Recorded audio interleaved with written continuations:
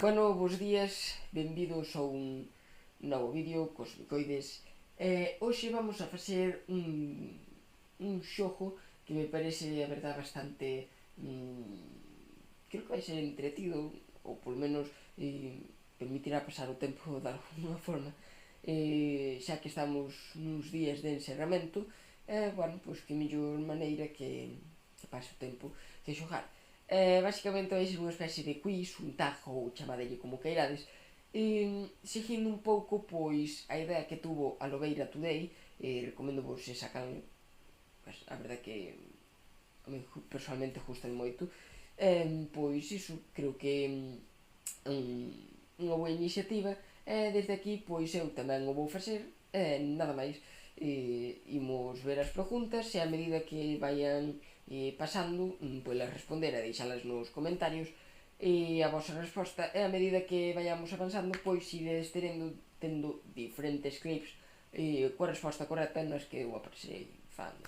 E nada máis, espero que vos guste e que vos ententáis, que é o máis importante.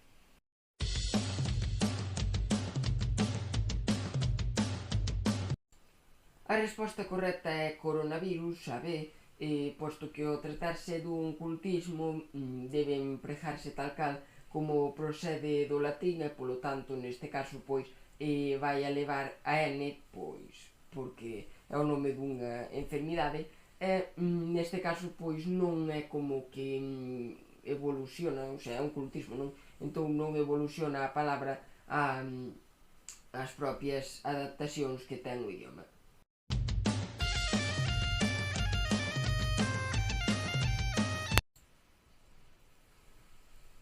E a resposta correcta é a A. Sí, efectivamente, a Constitución española, posto que se ven o Estatuto de Autonomía foi realmente o primeiro que recolleu esa cooficialidade entre o galego e o castelán, non puido publicarse, non chegou a entrar nunca en vigor debido ao golpe de estado franquista, e polo tanto en sí o texto que realmente permitiu de forma efectiva esa oficialidade do galego pois foi a Constitución española.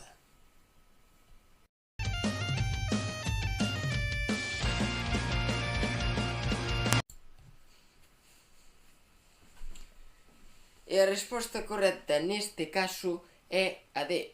Un 25,11% dos menores de 15 anos falan galego habitualmente, ou din empregalo maioritariamente en todos os ámbitos de uso no noso país.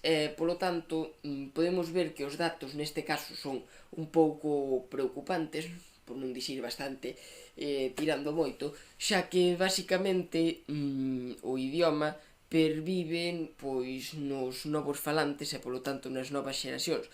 Creo que xa non fai falta dicir que si os mozos e mozas non falan o galego, pois o máis probable é que este idioma pois tenda a desaparición debido tamén a unha desnormalización deste, e polo tanto pois eso, que a lingua acabará morrendo.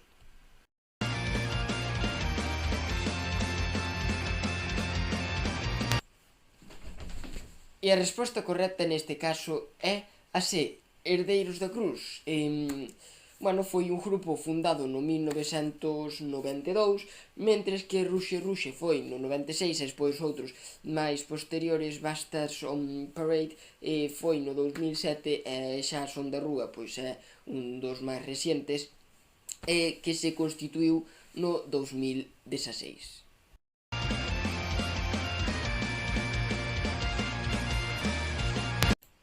Nesta ocasión a resposta correcta é a D. No 1985 foi o ano de fundación da TVG, e polo tanto pois temos que dicir que se constituiu pois unha especie de elemento normalizador que foi fundamental para o idioma, xa que permitiu que este estuvera presente noutros ámbitos pois nos que antes non aparecía, e de algún xeito pois que tuvera un desenvolvemento, por dixo así, normal e positivo. pero na actualidade pois esa labor que debería de facer a televisión Galicia de normalización pois de algunha forma estáse volvendo, pois está retrocedendo de tal xeito que non a realiza con efectividade.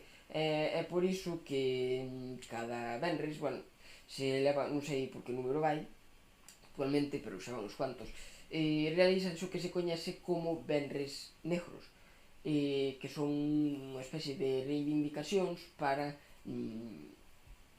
volver, para un pouco criticar ese retroceso na normalización do idioma que está levando a cabo pois a televisión.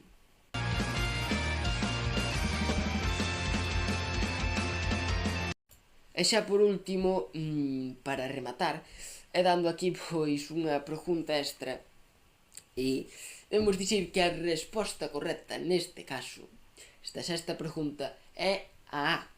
Efectivamente, a primeira